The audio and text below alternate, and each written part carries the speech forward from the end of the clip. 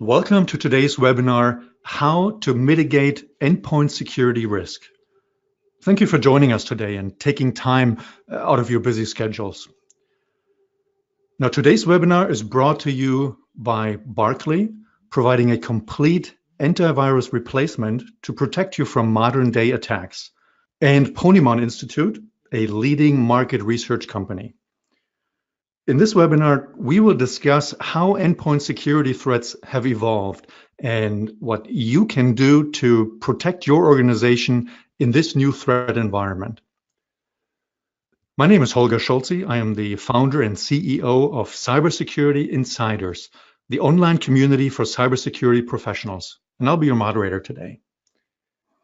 Now it is my pleasure to welcome our featured presenters. First, I'd like to welcome Dr. Larry Ponemon, Chairman and founder of the Ponemon Institute. Welcome, Larry. Thank you very much, Holger. Good to be here. Excellent. Next, I would like to welcome Jack Danahy, Chief Technology Officer for Barclay. Welcome, Jack. Thanks very much, Holger. Thank you both for presenting today. Now, Larry, can you walk us through some of the key findings of the 2018 Endpoint Security Risk Report that you produced together with Barclay, and what the consequences of endpoint attacks are for organizations? Larry? Sure. Well, again, I want to thank you for giving me and my company the opportunity to share our latest and greatest project. And it's always a pleasure working with Barclay and Jack in particular. We have a long relationship. I think it's more than a decade. So again, this particular study is part of a series that we've been doing on endpoint security for quite a while. And the 2018 State of Endpoint Security Risk basically reveals that organizations are still being attacked, and unfortunately at an alarming rate, and there are significant financial consequences to basically not having the proper controls in place to mitigate these issues and risks. Let me just give you just a taste for some of the findings, because we'll do a deeper dive later. But in this year's research, nearly two-thirds, 64% of respondents report that their company experienced one or more endpoint attacks that successfully compromised data assets and/or IT infrastructure over the past year, a 17% increase from last year's research. So again, we start out with a very significant, hairy, mean finding, which is that things seem to be getting worse rather than better. We have some reasons why we believe that's so, and we'll share that with you later in the presentation. This slide is basically jam-packed. This is a ton of really important information. I'm going to actually read it from the left, going left to right. So first category, column is cyber attack costs are soaring, and cost increase of a successful attack from 2017, last year, to this year's study is 42%. If this is a number to fall off your chair, it's huge. The cost per endpoint from a successful attack, what does it cost an organization per endpoint? $440 on average. Again, it's enough to fall off a chair. It's pretty serious stuff. Now we're in the middle column. Zero-day attacks are an organization's biggest threats. Percentage of organizations compromised in the last 12 months, 64%. And what's really another startling number is the likelihood of a zero-day attack bypassing existing defense compared to traditional attack methods, 4x, not 4% or 40%, but 400%, 4x. If you're not depressed yet, I have more. Existing defenses leave organizations exposed. What do we mean by that? Rate of attacks missed by antivirus, 57%. And here's another gigantic number. How many days will it take between patch availability and patch installation? On average, 102 days. Wow. Lots of stuff going on here. So in this slide, and we use this scale a lot in Ponemon studies, the equivalent objective scale from strongly agree to strongly disagree, and we're presenting the agreement side of the scale, which is strongly agree and agree. That's what each percentage is. So we're reading the statement.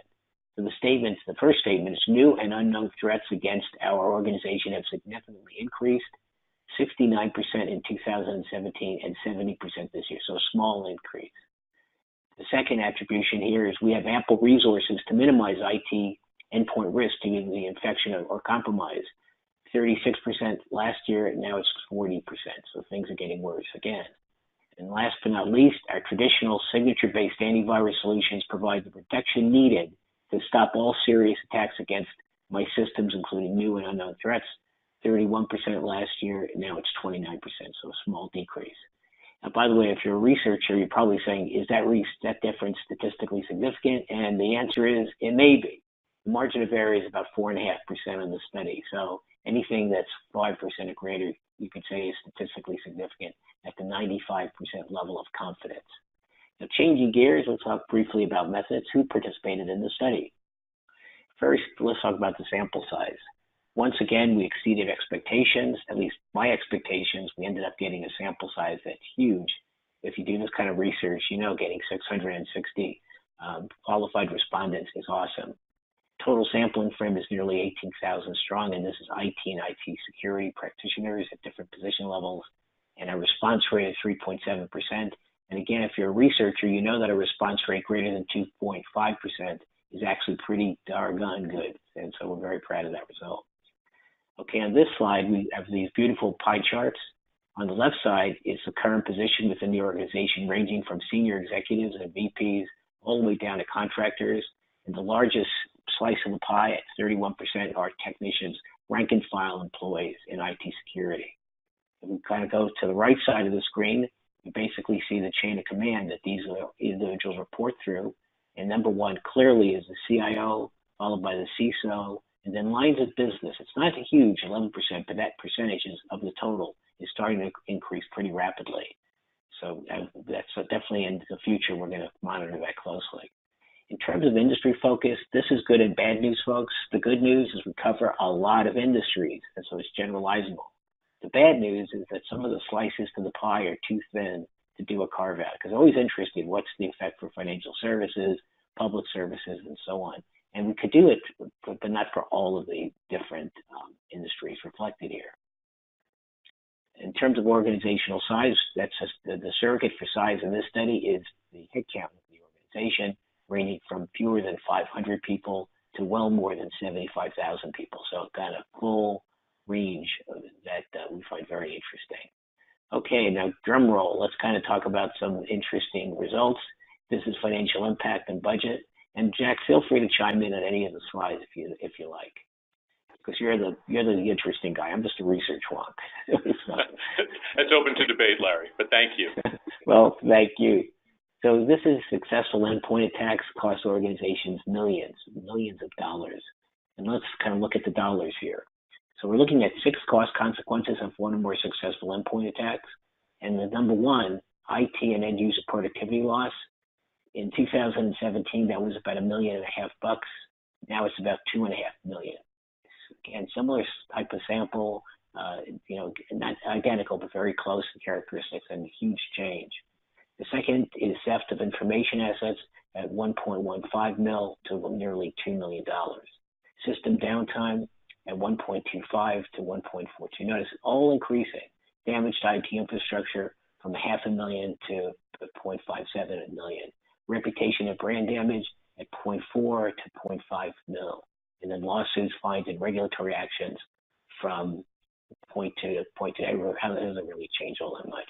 And I think that one of the great things about the research that Larry's done here, if you overlay the kinds of attacks that we're seeing and the success that they're having, right? A lot of these are the ransomware, the wipers, the corrupting software. And I think what we see in Larry's results here is the impact of that, right? Particularly in that top line. The productivity losses associated with some of these more commoditized forms of attack that became so popular over the last couple of years are really impacting people's basic ability to get their jobs done. And so that's why I think it's an interesting stat here to take a look at, particularly as organizations plan their own budgeting and plan to figure out how they're going to be able to compensate or create compensating controls or justify additional investment. This shows that change of attack type is no longer just people quietly getting on and stealing things, but people loudly getting on and crushing things and ruining people's ability to get their work done. I think it shows in the data that cost, right, that productivity loss is becoming a more important one over time. That's great, Jack. Thank you. So the cost of a successful attack per endpoint, we already recited a stat before in the earlier part of the presentation. And here we're looking at SMB, so smaller size companies versus enterprise, large organizations. And so if you kind of look at the cost per endpoint for overall, it's $440.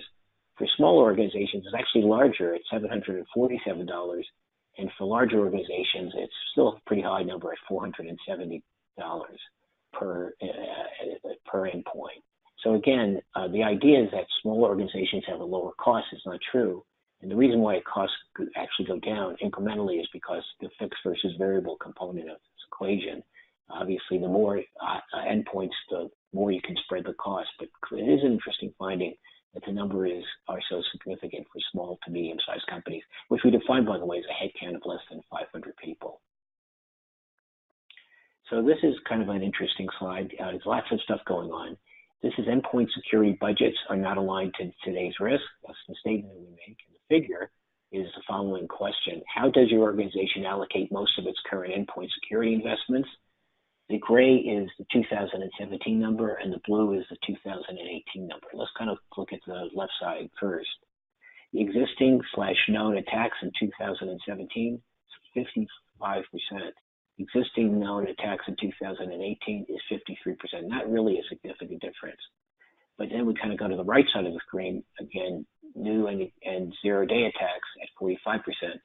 And now in 2018, it jumps 2 percentage points to new and zero-day attacks. So it's a small increase, but it's kind of moving in the wrong direction.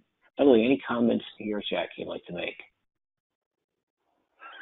No, I think that the fact that we see that change happening, right, where the amount of money that's being spent and the amount of attacks we're seeing, that hopefully it's forums like this where people learn about the fact that the statistics associated with the types of attacks are changing will lead over the course of time to that changing a little bit more markedly, right? It seems as though while they're still unbalanced, that there is hope, right, that they're going to come to a realization, and organizations come to a realization that they have to balance their investment against the likelihood of the threat that they're seeing, which is all you can ever hope for in security.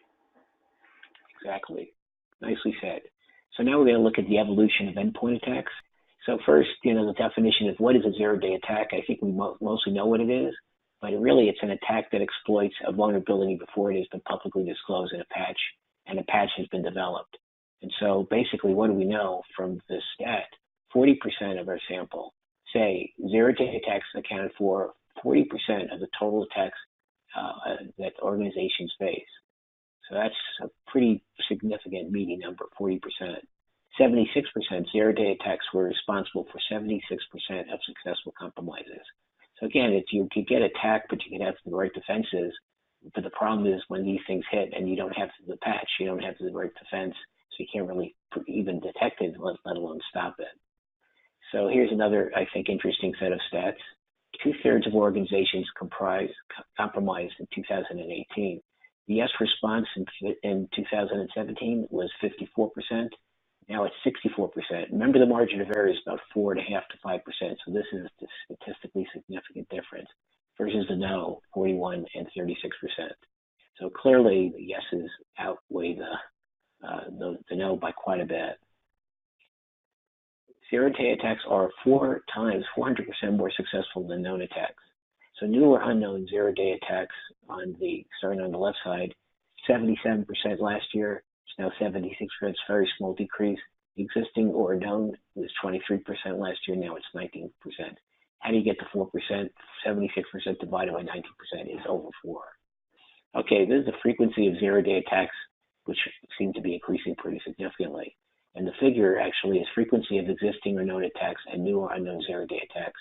2017 went from the fiscal year 2017 for new or unknown zero-day attacks is 25%, existing or known attacks 75%. In 2018, we basically see 37% and 63%. So the pattern changes just a little bit, and then in the projection to 2019, it's basically that we don't expect any change at all. It's staying at 63 and 37%. This is the frequency of fileless attacks, which is also increasing. Frequency of fileless and file-based attacks. So the gray in this instance would be fileless, and the blue is file-based, such as exe, docs, and so on and so forth.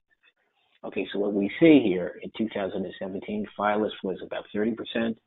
It's basically climbing to 35% in fiscal year 2018. And again, it's going to increase just slightly to 38%. So it's moving up, which is not a good sign because fileless attacks are not fun.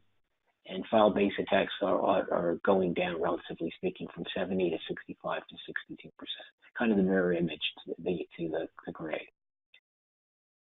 By the way, Jack, I'd love getting your perspective on fileless, as you're an expert in this. So what's your take?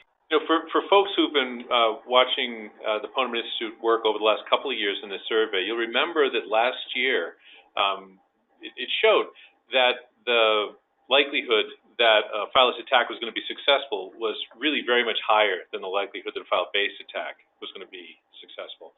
And we predicted at the time in looking at it that malicious actors are smart people, right? And so we expected to see an increase in the amount of techniques that people would use to get on systems that weren't going to be blocked, that were more likely to be successful. And it looks like they focused their attention on creating more attacks that were of the style that we saw last year as being so much more successful. And I think that, for me, the important part about this piece of data is that as you're trying to think about how you should be protecting yourself, right, how protection should work in an overarching strategy about protecting the endpoints, you want to make sure that the new threats, particularly these things which are like fileless attacks, which again, for those of you who just aren't familiar with the lingo as much, these are attacks which land, they don't leave anything on the disk, right, to be assessed, to be scanned, and so traditional scanning kinds of protections can't see them, and they also tend to leave very little in terms of footprints, right, so they're more easily reusable because they're more difficult to examine forensically and to reverse engineer. I think what we're going to see is this is going to continue to be the growing threat, and you're going to see an increase on the right side of this chart in these kinds of attacks because they're going to continue to be more successful. They're going to continue to be harder to understand and reverse engineer so people can protect against them. And so as you're thinking about your own budgeting, your own protection strategy, you really want to make sure that you're taking into account these attacks. And not to take too much time on it, but one of the things to remember is this can sometimes be hard for security organizations, right? Fileless attacks can be harder to source in terms of understanding what they look like. They can be harder to test for because you don't just have some sample that I pick off of some general site that I can go run and see if my technology protects against it.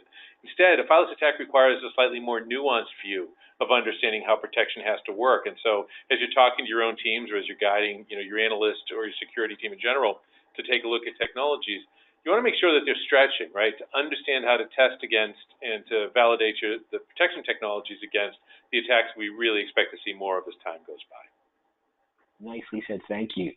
So frequency of malware incidents is increasing based on our survey results.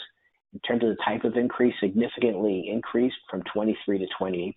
That's 5% difference, which is on the cusp of being statistically significant. Just plain old increase, it stayed the same at 35%. Stayed at the same level, decrease, and significantly decrease, which is almost nothing. In fact, it is 0 and 6% in 2017. So if you just kind of eyeball the pattern here, it's pretty clear that things are increasing significantly or increasing rather than staying the same, decreasing or significantly decreasing. Okay, this is current and future endpoint security issues or topics. Okay, well, in our study, still most organizations rely heavily on legacy antivirus. Traditional antivirus represents 76%. Patch management systems, 57%. Endpoint detection and response, EDR, 30%. Next generation antivirus, which may include machine learning and behavioral analytics and so on, at 23%, and other. These are challenges, the top challenges with traditional antivirus, and it doesn't add up to 100%. Why? Because people could provide up to 2 responses. So the yield, top challenge, yields high number of false positives and IT security alerts at 58%. That's a bummer. Does not provide adequate protection against today's attacks, 57%. Too much complexity of deployment and management, 41%. And complexity, as I always said, is the #1 enemy to security. There are just too many things you have to do, too many devices to worry about, too many consoles and agents floating around. And the end result is that things don't move that well and you get into saturation and you can't complete your work. So complexity continues to be a problem. performance impact on end user machines at 23%, and just plain old, it's just too costly, and that's a challenge. Then we don't have the resources to do it. Okay, the 70% of organizations replaced or are replacing legacy AV. So the question is, yes, we've already done it. That recently replaced. That's 32%.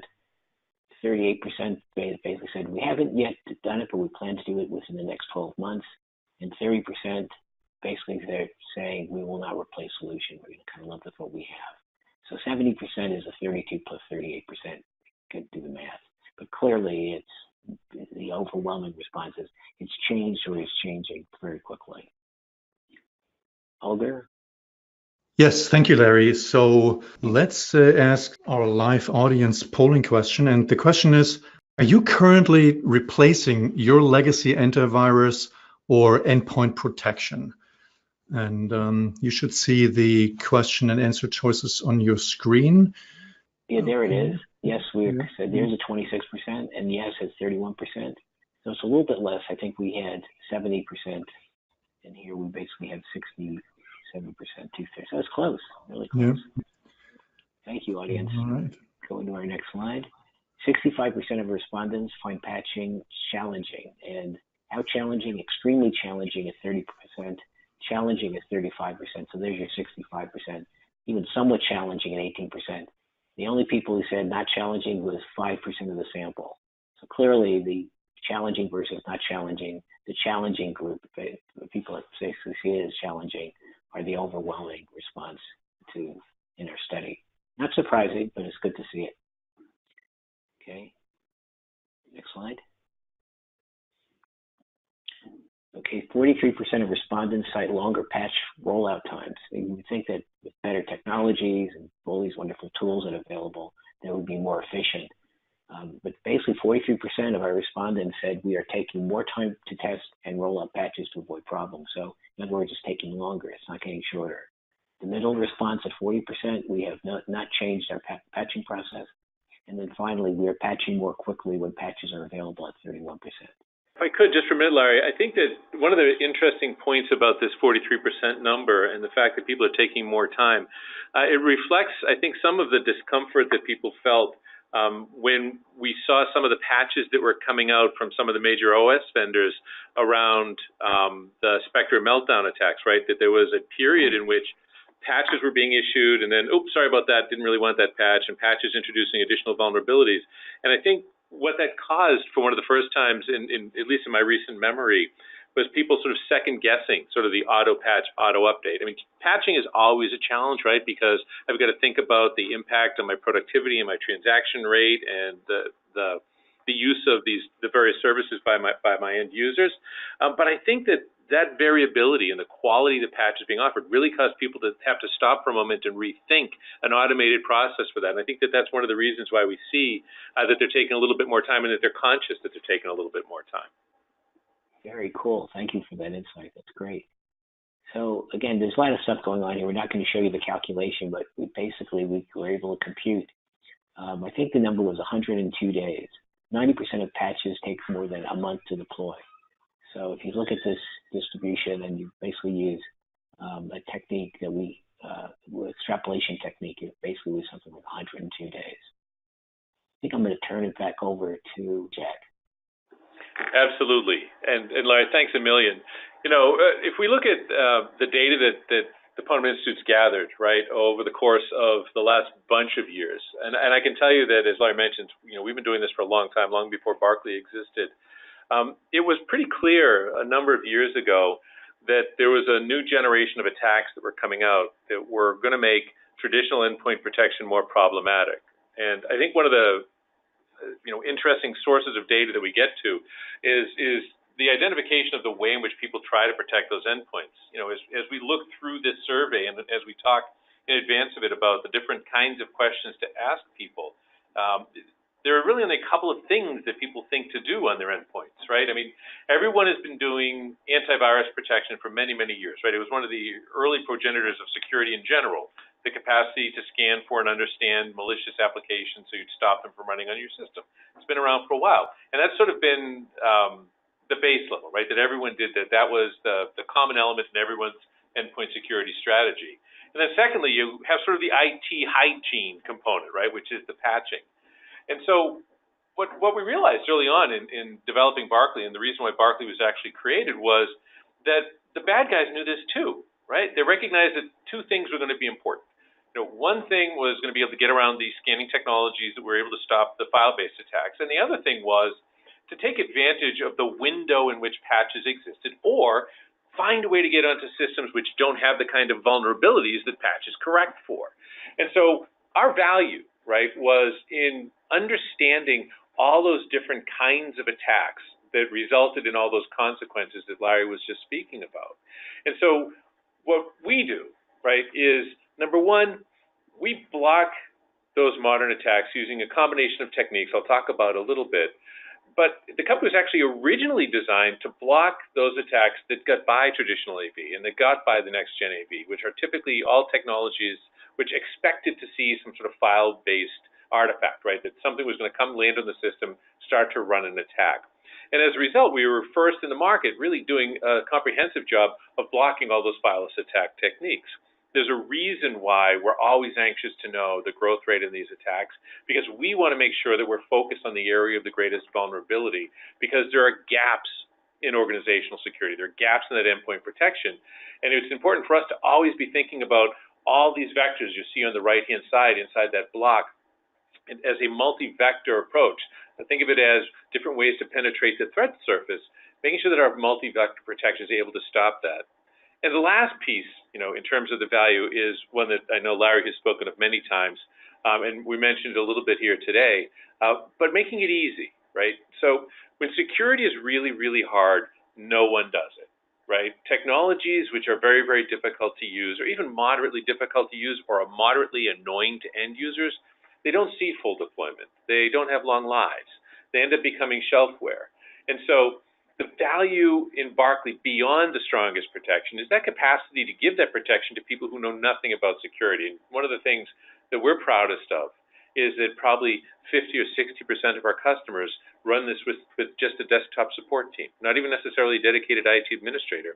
Just anyone who's capable of being able to read the data and understand the way that the system works is more than capable of running a security platform which is strong enough to block attacks to get through some of the most complex technologies you can imagine on the endpoint system. So when we talk about the way that this works, there's three components that matter, right? Everybody wants to understand the pillars, right, that you build your security around. And remember that the goals for us are to be able to protect against all these different kinds of attacks, even the new ones that are showing up, but also be able to deploy it and manage it in a really, really easy way. And so therefore we've got these three components, right? The first is actually the protection itself. Barkley's protection, we think about this section of it being called Protect IQ, actually runs on the endpoint it's protecting. It doesn't rely on the internet being available to stop things. It's not doing polling. It's not sending images back to the cloud to ask questions about maliciousness or reputational survey. It's actually blocking stuff on the box. And we're going to talk in a couple of minutes about the ways in which it does it, but that protection is local, and all that stopping is happening automatically and locally. Importantly, it's not asking questions like, hey, do you think this is bad, Mr. Systems Administrator? Because there may not be anyone there to answer the phone. It's making its decision, providing its protection locally through Protect IQ. The second question is, how do you make sure that you understand and are stopping the right things? And I'll tell you, one of the main benefits we hear from customers is also understanding pretty conclusively when something is good and shouldn't be stopped, right, to avoid that false positive problem.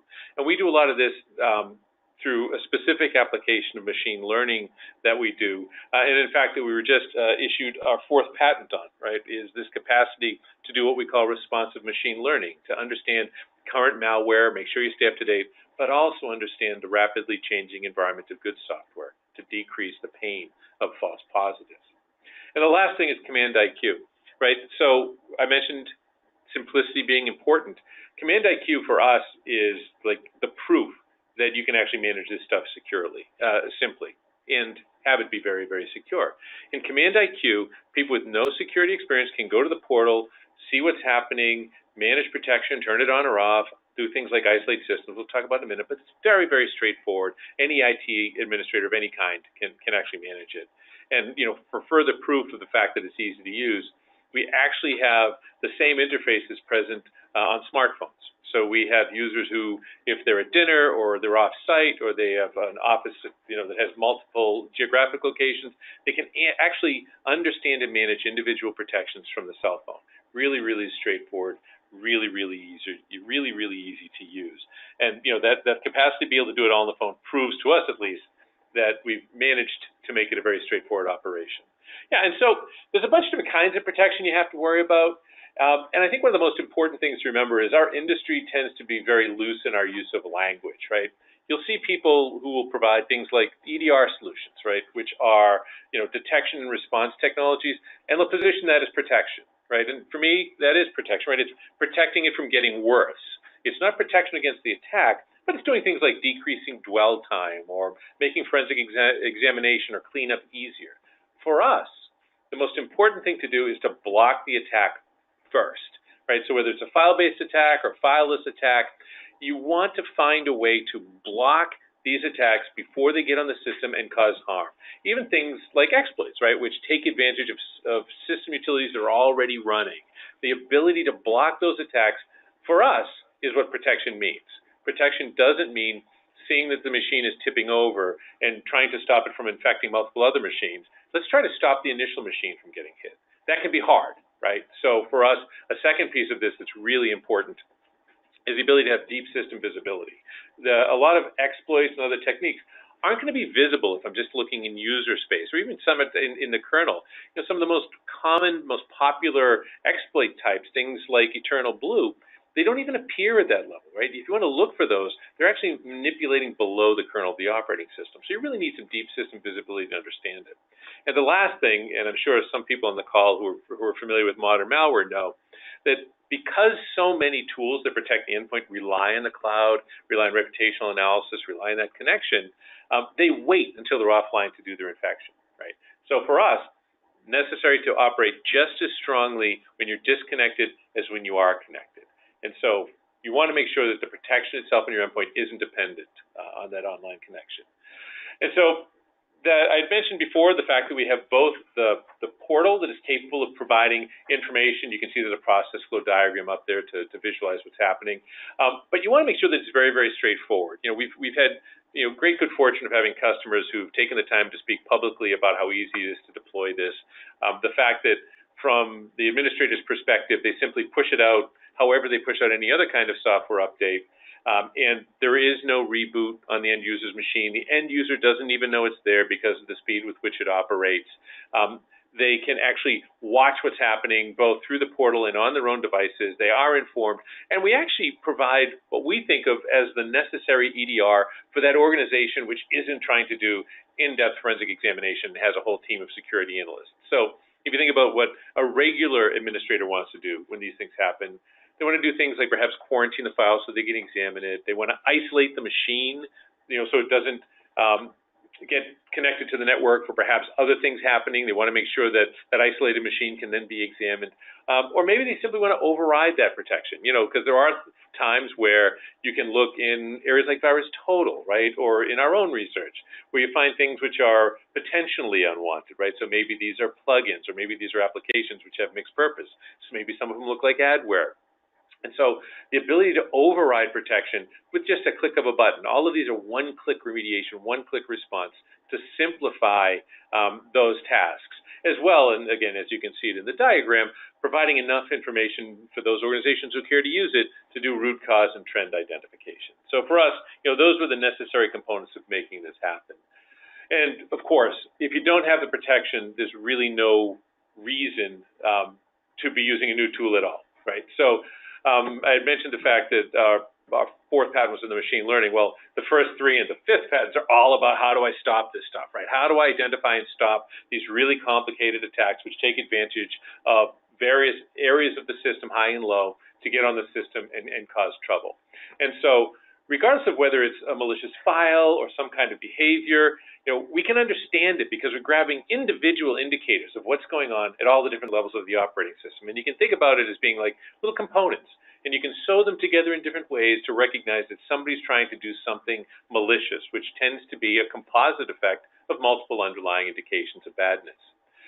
The other benefit of doing it in this way is as soon as you install Barkley, the protection's ready, right? This is not a system that requires training. It's not a system that requires you to generate your own rules. It's not a system that requires the administrator to understand the complexity of managing security.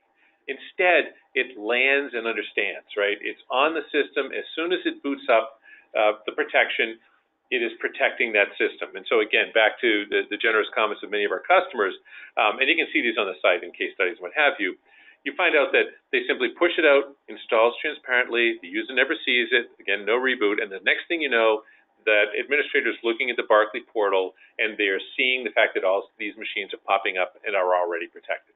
So very, very easy, avoiding those hitches that can happen when technology can be more difficult to use or can be more of a headache. So I mentioned the fact that there's any number of these individual organizations you can read about on the site.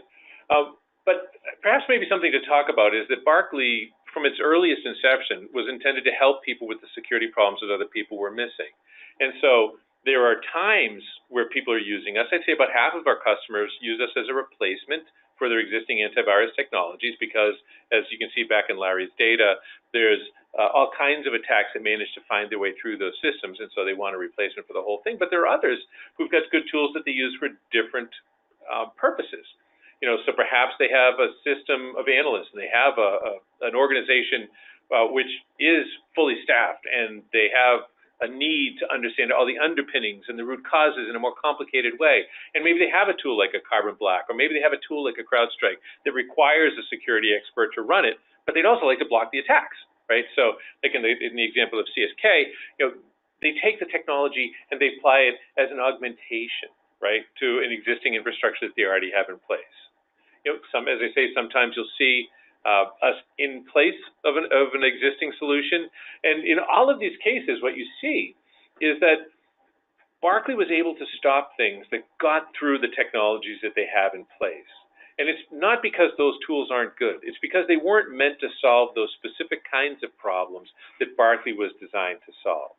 When we entered this space, when we looked at the problems that we're getting through, when you look at the costs and the types of attacks that Larry and I were talking about during his part of the presentation, we realized that there was another kind of protection that was necessary. And for us, these customers and others you can read about at the site recognize that as soon as they install us, we start stopping things that other people don't, because we were specifically designed with stopping those attacks in mind, as well as stopping the other older forms of attack that you still see every once in a while. And so my last slide sort of talks about some comfort level for those of you who are thinking about Barkley as an addition to your existing protection or as a replacement. You'll see that there's third-party certification that we've had done, and there's ongoing, and we appreciate all the kind commentary from our users and from the analysts that talk about Barkley's capacity to stop these problems and the ease with which it gets deployed. And as a young company and growing, it's great that we're well over multiple hundreds of customers now, which is a very big deal for us, coming into only just about a year of deployment and really rapid adoption. And so protecting a lot of organizations and learning a lot about these threats that Larry took the time, to research and report on. And some of this we're actually seeing reflected in the media and in the way in which people report on these attacks. For those of you who aren't already subscribed to it, and looking at the numbers of people who are, there may not be many of you left. There's thousands and thousands of people who subscribe to the Barkley blog. It's a unique source of information about how to practically address some of these attacks when they come out. We've had great feedback, even from the Fortune 100, about the fact that their administrators read it because it gives them a practical source of information about how to address the new threats. So, in terms of addressing new threats and answering questions, Holger, I'll pass it back to you, and we'll see if there's been any Q&A coming in from the crowd. Jack, the first question, how long does this product take to deploy, train, and adopt? Sure, I appreciate the question. We've spent a lot of time on making sure that answer is, really small. And you can actually read it in a couple of the case studies that, in fact, for hundreds of machines, we have organizations who will use tools like SCCM to simply do a push, the same way they'd push any kind of software update out. As I mentioned during the course of my remarks, it gets pushed out, It lands on the system, and then it runs and it installs itself. And so it's a really one-to-many kind of operation. It's very consistent with the way that people distribute other kinds of software. And unlike a lot of security products, the end user never knows it's there. They don't know it from a performance footprint perspective. If you look inside at Barkley running through Task Manager, you'll notice we're well under 1% of a fully loaded CPU, so we're invisible to the user from a performance perspective. And also, they don't have to answer any questions. There's no reboot. And so that, one of the things we're proudest of is the ease through which that deployment can happen, the adoption can happen, and you can really get it very pervasively out there into the customer base. The next question, will this help me meet AV compliance requirements? Jack? Sure. We've actually got, number one, I think I mentioned the fact that we have been certified as an AV replacement by the guys at AV Test, which is great. And perhaps for those of you, if the question came from somebody in a regulated environment, there's actually reports that were done by a third-party vendor. Their name is Coalfire, which actually describe Barkley as an appropriate mitigating control for PCI DSS, for HIPAA, or for the NIST standard. So yeah, absolutely. No matter what you need your AV solution for, Barkley is a compliant mitigating control. Excellent. Let's see. The next question is about machine learning. And the question is, how is your machine learning different from others on the market? Yeah, well, I mentioned, I think, in the course of talking about Evolve IQ, and perhaps a little bit earlier in terms of the way in which we provide our protection, we've been very focused on making sure that our protection was balanced. Some of the early adopters of machine learning as a technique in protecting against malware used it as a way to generate, think of it as a different kind of signature, right? You can think about the way in which I use machine learning to train on characteristics of malicious software. And so therefore I can recognize it more readily across multiple different pieces of software, right? So a hash, an original signature is a very limited way to think about signatures as a technology. You can actually use machine learning in a very similar way to generate a representation sort of real time that doesn't rely on every single 1 and 0 being in the right place. The problem with some of the earlier approaches, however, was they were really focused on malware, right? And so in machine learning and data science in general, you really have to worry about bias in your data set, right? And you have to worry about overtraining on the thing that you're looking for. And that's what was seen by our customers a lot inside the marketplace, that malware identification tools and next-gen AVs that focused on being able to identify malware that other people couldn't tended to over-identify, right? They had overtrained on malware and undertrained on good software because it can be harder to find and harder to do. And so there was a lot of false positives. There's a lot of whitelist management problems. There's a lot of difficulty in maintaining protection and overrides against new versions of existing whitelist solutions, all of that. So at Barkley, what we've done from the beginning is recognize that balance was important. And so our ML, number one, it takes into account good software as well as bad, and we do as much work to gather sampling around good software as of bad software, and we do a unique form of training, polling, and then prediction that uses all these aspects together to be able to make sure we're generating the appropriate coverage and blocking all the badness without generating all those false positives. And a lot of that is represented in what you can find in the published, if anybody's interested, in the published patent for responsive machine learning, because that all gets put together. Excellent. Thank you, Jack. The next question, Larry, I think is for you. It's a question about survey results. The question is, what are the biggest differences between the survey results year over year? Larry? Well, I think that it's probably not a surprising response that things aren't really getting much better. I mean, there are wonderful tools like Barkley and, evidence of positive change, but basically securing endpoints and reducing endpoint security risk is a daunting task for many organizations. And obviously it does require commitment and investment in the right resources, the right tools. So year over year, I'm not saying huge improvement. And keep in mind that whatever solution we create, it's not necessarily just going to be accepted in the marketplace of ideas. The bad guys are saying, great, now let's figure a different strategy. They can move around and adjust what they do in order to, continue to be successful. So there are improvements. There's no question about it. But, in terms of the net change from year to year, it's small evidence of improvement. Thank you, Larry. Yeah, that makes perfect sense. I think we have time for one more question. Since you mentioned machine learning, what is the time period it takes to learn and analyze? That's interesting. Yeah, so it's clearly somebody who understands machine learning a bit asked the question. Ordinarily, for those of you who aren't as familiar with it, what ends up happening is you're gathering a lot of information, you're pushing it through a variety of algorithms to train models which can then predict for badness. And so the question is really germane. If that training process happens sort of monolithically, right? I gather a bunch of samples and then it's, Wednesday night or it's once a month. I've gathered enough samples. I'm going to go off and train. For us, because we realized, frankly, we realized how quickly good software changed more than malware, because the profile of good software can actually be more dynamic than the profile of bad software. We actually do this in an automated way on a nightly basis. So every night, we're gathering samples of goodware and badware, and our models are being automatically generated every night, and they're being automatically tested. And if that testing shows that there's a significant improvement for any of our customers, as an example, for their own organization, we can provide them with what's called an organization-specific model, which means, as an example, if I'm a big company, I've got Barclay, I've got a lot of custom software, it's quite possible I'll use an organization-specific model because some of my custom software may look kind of like malware. For the general case, with our global models, again, that thing comes out, it gets tested, and we can actually take a look at it and see, will it improve the protection for all of our end users, for all of the organizations, and will it also not cause them any problems in terms of increased false positives?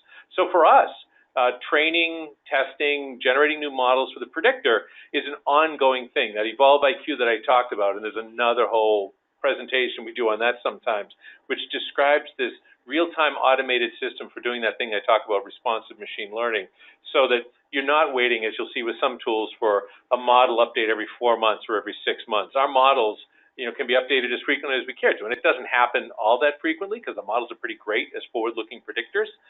But the model itself is completely separate from the product. It gets updated transparently to the end user when it happens, and so our users don't even know necessarily when they're running a new model. All they know is that the protection is awesome. Very nice. Thank you, Jack. All right, with that, we are at the finish line for today's session. Now, as we're closing this webinar, I would like to thank all of you for joining us. I hope you enjoyed today's presentation. I would also like to thank you, Larry and Jack. Many thanks for sharing your insights on endpoint security and how to mitigate endpoint security risks. Thank you both. Thank you, Holger. And Larry, thanks a million. Always a pleasure, my friend. Thank you. Excellent. Now, this concludes today's session. I hope we will see all of you again at one of our future webinars. Thanks, everyone. Have a great day.